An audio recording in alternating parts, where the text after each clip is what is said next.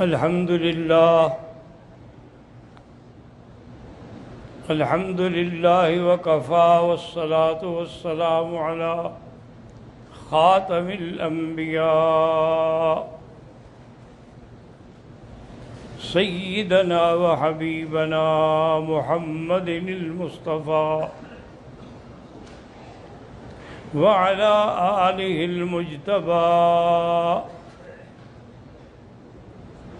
وأصحابه النجباء اللهم صل على سيدنا محمد النبي الأمي الهاشمي وعلى آله وأصحابه نجوم الهدى.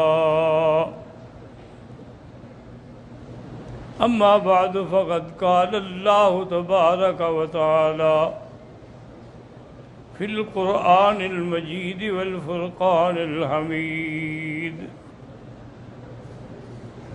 أعوذ بالله من الشيطان الرجيم، بسم الله الرحمن الرحيم.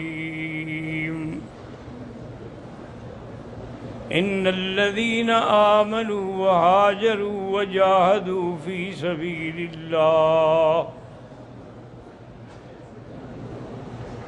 أولئك هم المؤمنون حقا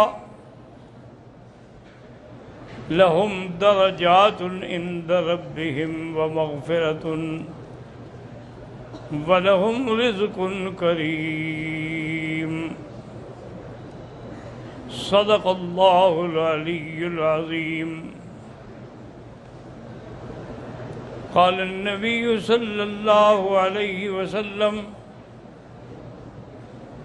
اللهم اجعله هاديا مهديا واهد به، أو كما قال النبي صلى الله عليه وسلم. صدق رسوله النبي الكريم، ونحن على ذلك لمن الشاهدين ومن الشاكرين،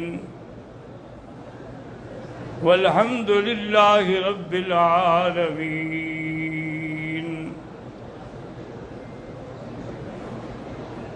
برادران اسلام، اللہ تبارک و تعالیٰ کی عنایت اور توفیق سے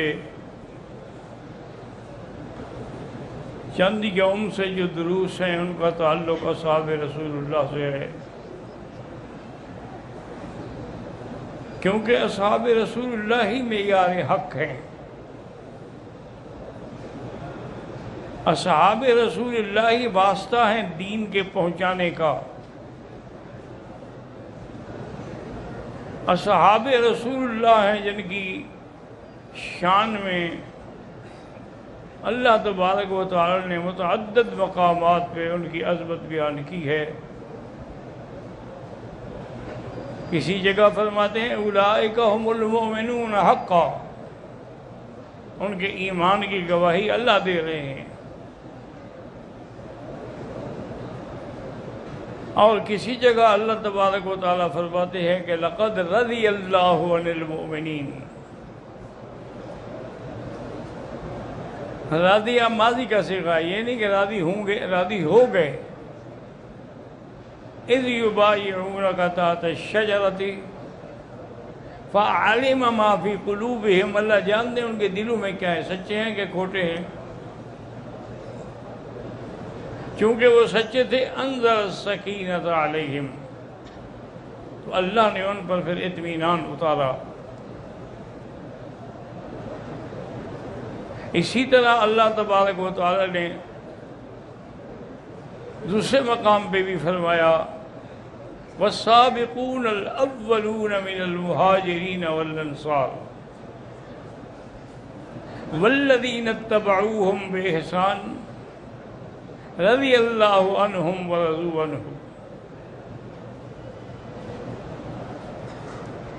تو اس لیے الحمدللہ ثم الحمدللہ اصحاب رسول خصوصاً خلفاء راشدین رضوان اللہ علیہم اجمعین کا ذکر تھا، جو شہادت حضرت علی رضی اللہ تعالیٰ عنہ پر ہم نے کل ختم کیا۔ آج کا درس جو ہے اس کا تعلق حضرت معاویہ رضی اللہ تعالیٰ عنہ سے ہے۔ حضرت معاویہ جو ہیں یہ صخر کے بیٹے ہیں، جن کی کنیت ابو سفیان ہے، اور یہ پانچویں پشت میں حضور صلی اللہ علیہ وسلم کے ساتھ نسب میں مل جاتے ہیں۔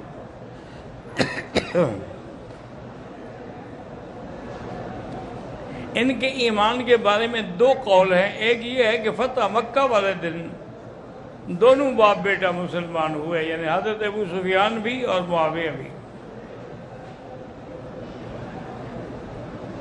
اور بعض علماء یہ فرماتے ہیں کہ نہیں، فتح مکہ سے بھی یہ پہلے اسلام لا چکے تھے، لیکن اظہار فتح مکہ والے دن ہوا۔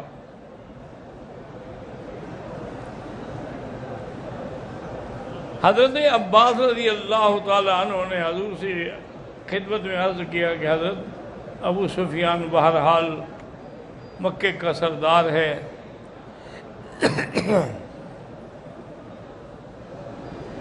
حرم کا علم بردار ہے، اور آج وہ اسلام لے آیا تو آپ بھی اس کو کچھ عزت دیں تاکہ وہ زیادہ سے زیادہ پھر قربانی دے گا۔ حضور پاک صلی اللہ علیہ وسلم نے فرمایا کہ من دخل الحرم فلہ امان، جو حرم میں آ گیا اس کو امان ہے، ومن القى السلاح فلہ امان، جو اپنے ہتھیار پھینک دے اس کو بھی امان ہے، من اغلق بابہ، جو اپنے گھر کا دروازہ بند کر دے اس کو بھی امان ہے، ومن دخل دار ابی سفیان فلہ امان، اور جو ابو سفیان کی حویلی میں آ جائیں ان کو بھی امان ہے۔ تو یہ بڑا اعزاز تھا کہ کعبے کے امن کے مطابق ابو سفیان کے گھر کو بھی امن کی جگہ بنا دیا۔ رضی اللہ تعالی عنہ وارضاہ۔ اور حضور صلی اللہ علیہ وسلم نے کتنی دیر میں تو آپ درود شریف پڑھ لیا کریں، تاکہ اللہ نے اگر آپ کو حرم میں بٹھایا ہے تو کوئی فائدہ اٹھائیں۔ جہاں 1 کا لاکھ ملتا ہو تو وہاں بھی اگر آدمی غفلت کرے، ہمیں وہاں 25% نفع ملتا ہو تو ہم فوراً بھاگتے ہیں، تو یہاں تو 1 کا لاکھ مل رہا ہے۔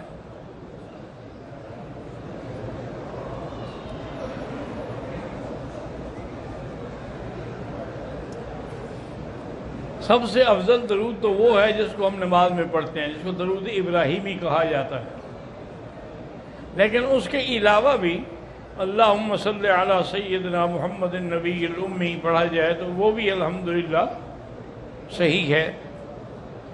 اسی طرح صلی اللہ علیہ یا محمد، یا رب صلی علی محمد، یا رب صلی وسلم دائما ابدا علی حبیبک خیر الخلق کلہم، جو بھی ہے، جو بھی آپ کو آسانی لگتی ہے، لیکن بہرحال جتنے دن اللہ آپ کو حرم میں رکھے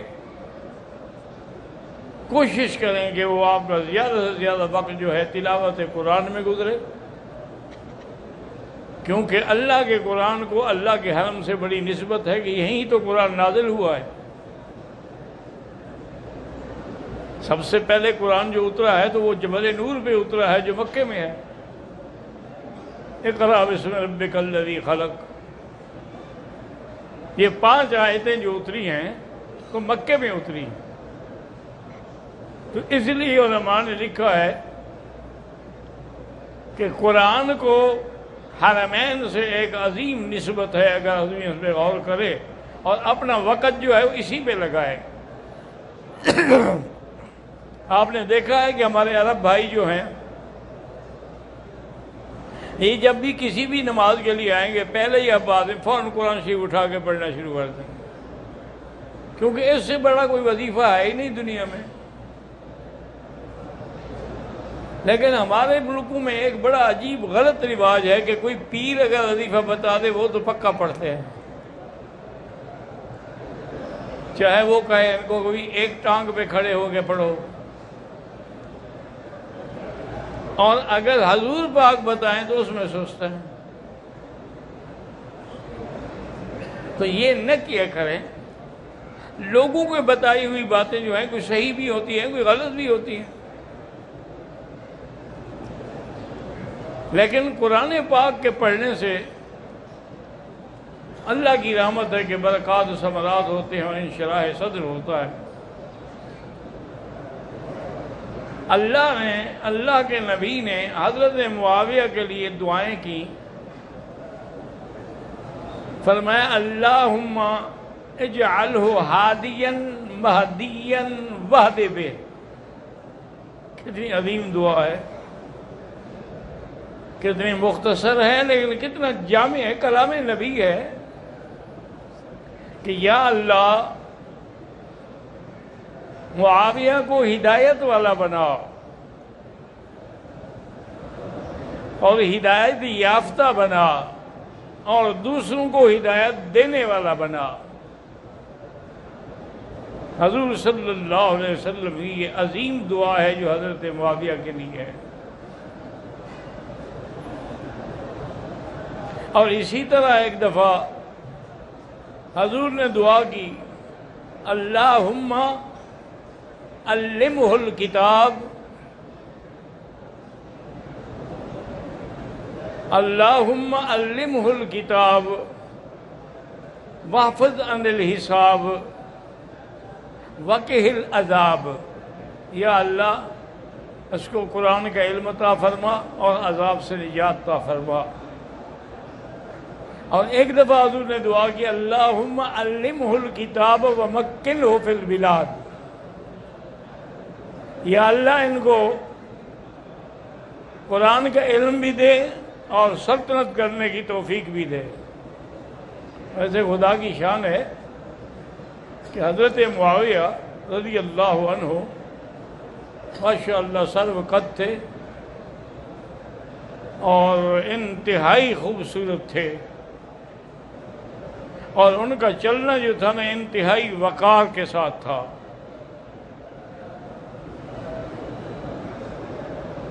اور یہ حضرت معاویہ کی عظمت ہے کہ دور صدیقی میں جب مسیلمہ ابن الکذاب وہ جس نے جھوٹا نبوت کا دعویٰ کیا،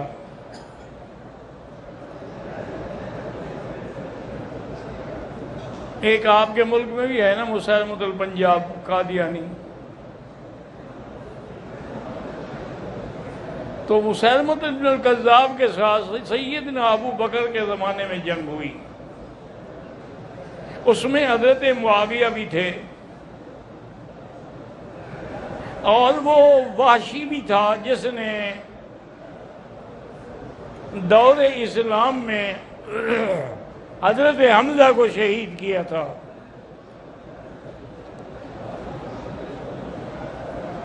وہ کہتے ہیں کہ میں دعا مانگ رہا تھا کہ یا اللہ مجھ سے اتنی بڑی غلطی ہو گئی ہے، اس کی ازالے کے لیے آج مجھے توفیق دے کہ مسلمہ میرے ہاتھ سے مارا جائے۔ تو بہرحال اس نے آ کے مسلمہ پہ تلوار ماری، لیکن اس کو اچھے طریقے سے قتل جو ہے وہ حضرت معاویہ نے کیا ہے۔ تلوار لگی لیکن ابھی وہ زندہ تھا۔ یہ دور صدیقی میں یہ عظمت جو ہے یہ بھی حضرت معاویہ رضی اللہ تعالیٰ عنہ کو ملی کہ مسیلمہ الکذاب کے قتل میں بھی آپ کا شراکت ہے۔ اسی طرح دور صدیقی دور فاروقی میں یعنی حضرت عمر کے دور خلافت میں انہوں نے فرمایا انہوں نے لکھا کہ ان کے بھائی تھے، ان کا نام تھا یزید ابن ابی سفیان، ان کا نام ہے نا معاویہ ابن ابی سفیان، بھائی تھے، اس کا نام تھا یزید ابن ابی سفیان۔ وہ بڑے تھے تو بظاہر سلطنت اقتدار ان کے ہاتھ میں تھا۔ ان کو لکھا حضرت عمر نے کہ کیسریہ کا جو علاقہ ہے نا، جہاں عیسائیوں کا بے انتہا زور ہے اور وہ بہت بڑا علاقہ ہے، جس میں لاکھوں بازاریں تھیں، اس علاقے کو فتح کرو، وہ فتح نہیں ہو رہا۔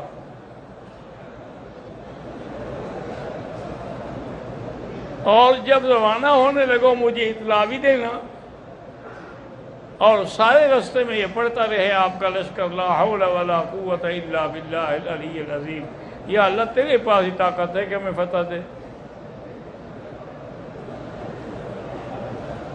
تو اس لشکر میں بھی قیادت جو ہے وہ تو یزید ابن ابی سفیان کے پاس تھی، لیکن ہراول دستے کا امیر جو ہے وہ حضرت معاویہ تھا۔ اتوار کا دن تھا جب حضرت امیر معاویہ نے وہاں جا کے حملہ کیا۔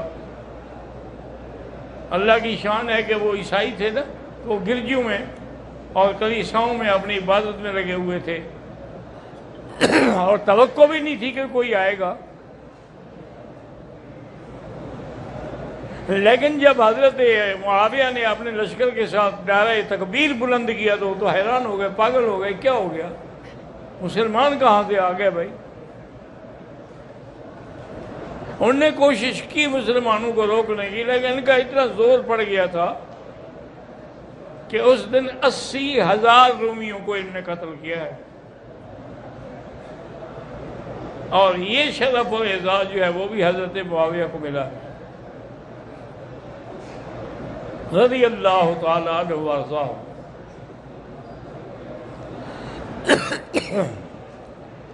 ایک دن حضور حضرت عبادۃ بن صامت رضی اللہ عنہ کے گھر میں سو رہے تھے۔ ان کی بیوی ام حرام جو ہیں وہ بھی موجود تھی۔ وہ کہتی ہیں کہ میں تو جاگ رہی تھی، حضور آرام فرما رہے تھے، تھوڑی دیر کے بعد حضور جاگے، جب جاگے تو مسکراتے ہوئے اٹھے۔ تو میں نے کہا اضحک اللہ سنک یا رسول اللہ، اللہ آپ کو ہمیشہ مسکراتا ہوا رکھے، کیا وجہ کیا ہے خوشی کی؟ انہوں نے فرمایا مجھے خواب میں دکھایا گیا ہے کہ میری امت کے لوگ ہیں، انہم فی البحر، کہ وہ دریا کے اندر سواری تختے پہ بیٹھ کے سفر جہاد کے لیے نکل رہے ہیں، اور وہ ایسے بیٹھے ہیں جیسے بادشاہ بیٹھے ہوتے ہیں، اور اللہ نے یہ بھی بتایا ہے کہ جب ان سب کے لیے جنت واجب ہو گئی ہے۔ تو بیوی نے کہا حضور دعا مانگے اللہ مجھے بھی ان میں شامل کر دے، اور انہوں نے اللہم اجعلھا معہم، اس کو بھی ان کے ساتھ شامل کر۔ تو خدا کی شان ہے کہ حضرت وہ بی بی صاحبہ بھی، حضرت ابو ذر غفاری رضی اللہ تعالیٰ عنہ بھی، ابو الدرداء رضی اللہ عنہ، سب بھی جو ہیں وہ بھی حضرت معاویہ کے ساتھ تھے۔ اور سب سے پہلا بحری بیڑا جو ہے وہ حضرت معاویہ نے بنایا ہے، کیونکہ جب تک بحری بیڑا نہ بنے اس وقت تک وہ بحری جنگ جو ہے وہ نہیں ہو سکتی تھی کہ دریا کیسے عبور کریں۔ تو آپ نے بحری بیڑا بنایا، اور بڑی دور دور سے آپ نے لکڑیاں منگوائیں، کاریگر بلوائے، بہرحال الحمدللہ وہ بیڑا تیار ہو گیا۔ اور وہ پہلا بیڑا ہے جس کی قیادت جو ہے وہ تو یزید ابن سفیان کے پاس تھی، لیکن ہراول کے امیر جو ہیں وہ حضرت معاویہ تھے رضی اللہ تعالی عنہ وارضاہ۔ حضرت معاویہ نے اتنی جنگیں لڑی ہیں کہ ایک انگریز مورخ ہے گبن، اس نے ایک کتاب لکھی ہے 22 جلد کی، جس میں صحابہ کے فتوحات ہیں، اس میں 7 جلد صرف حضرت معاویہ کے فتوحات ہیں۔ اور اس نے لکھا ہے کہ حضرت معاویہ نے تقریباً آدھی دنیا پہ حکومت کی ہے۔ تو انہوں نے کہا جی آدھی دنیا کا؟ انہوں نے کہا کہ چونکہ 1,64,00,000 میل ہے کل دنیا، اور ان پر آدھے پر 64,00,000 پہ حضرت معاویہ کی حکومت تھی، تو لہذا آدھی دنیا پر تو حضرت معاویہ نے سلطنت کی ہے۔ اور حضرت معاویہ میں بڑا علم بھی تھا، حلم بھی تھا، حوصلہ بھی تھا، اور اتنے بڑے اقتدار کے بعد سادگی بھی تھی، تواضع بھی تھی کہ آپ نے، ایک صحابی کہتے ہیں میں نے دیکھا کہ آپ سوار ہیں اور آپ کا خادم آپ کے پیچھے اسی اونٹ میں بیٹھا ہوا ہے، اور آپ کا قمیض جو ہے آگے سے پھٹا ہوا ہے اور اس کو ٹانکے لگے ہوئے ہیں۔ ایک دوسرے صحابی کہتے ہیں کہ میں نے دیکھا کہ آپ جمعہ کا خطبہ پڑھانے کے لیے منبر پہ آئے لیکن کپڑے کو ٹانکے لگے ہوئے۔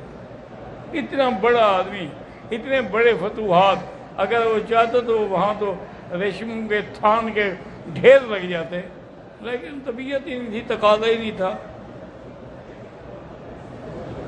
اور حضور سے عشق کا یہ عالم تھا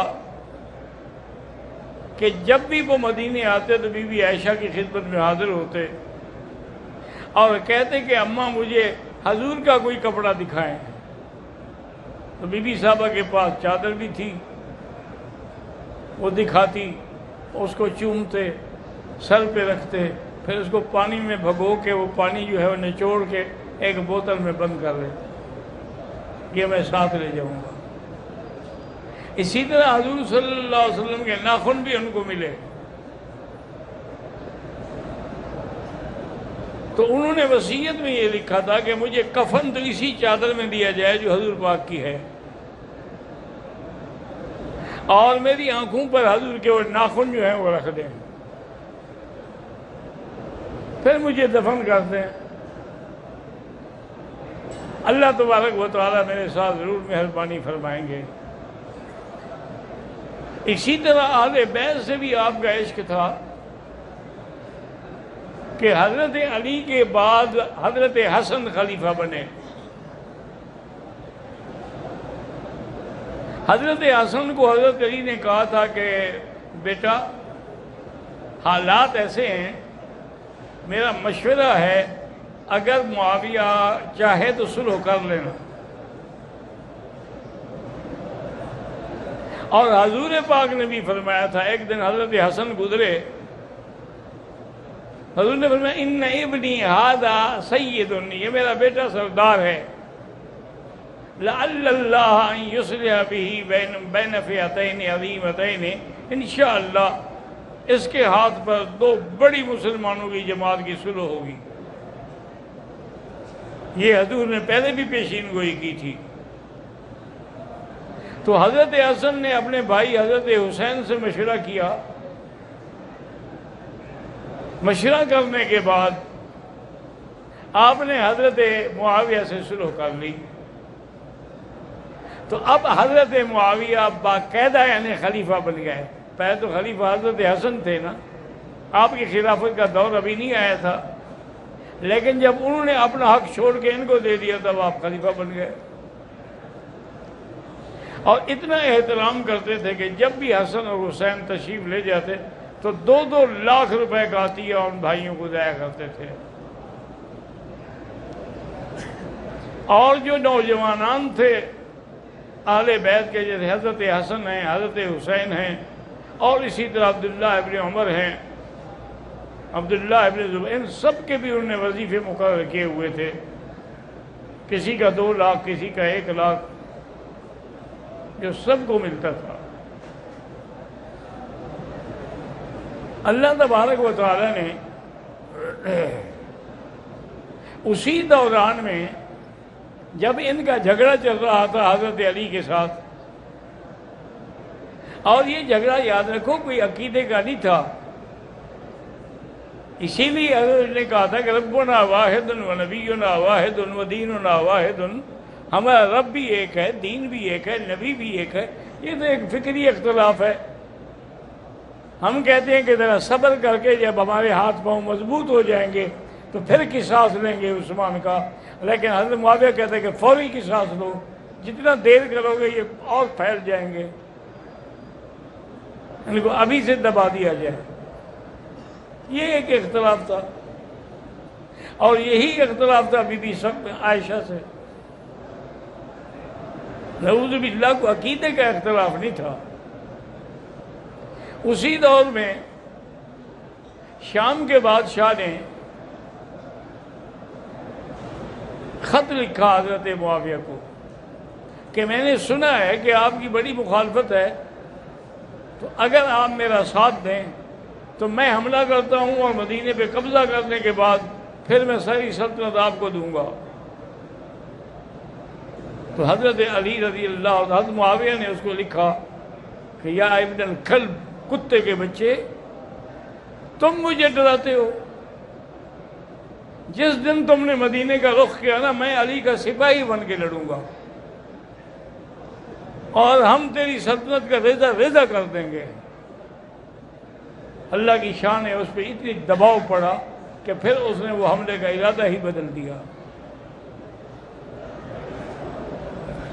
سیدنا معاویہ رضی اللہ تعالیٰ عنہ کی عمر 74 سال تھی، حضور صلی اللہ علیہ وسلم کی بعد 34 سال بعد پیدا ہوئے، اور 22 رجب کو آپ کی وفات ہوئی، اور آپ کا جنازہ جو ہے وہ ضحاک ابن قیس نے پڑھایا، اور وہیں شام میں آپ کو دفن کیا گیا۔ لیکن روافض نے، شیعہ نے، نعوذ باللہ، اسی تاریخ کو اس خوشی میں کہ معاویہ کی موت ہے، انہوں نے ایک رجب کے کونڈے کے نام سے 22 رجب کو وہ خیرات پکاتے ہیں، اسے کونڈے کہتے ہیں، اور وہ کہتے ہیں کہ یہ اس لیے ہیں کہ امام جعفر صادق کی وفات ہوئی تھی اسی تاریخ کو، تو ان کی وجہ سے ہم کرتے ہیں۔ حالانکہ امام جعفر صادق کی وفات تو رجب میں ہوئی نہیں، اور 17 رمضان کو فوت ہوئے تھے،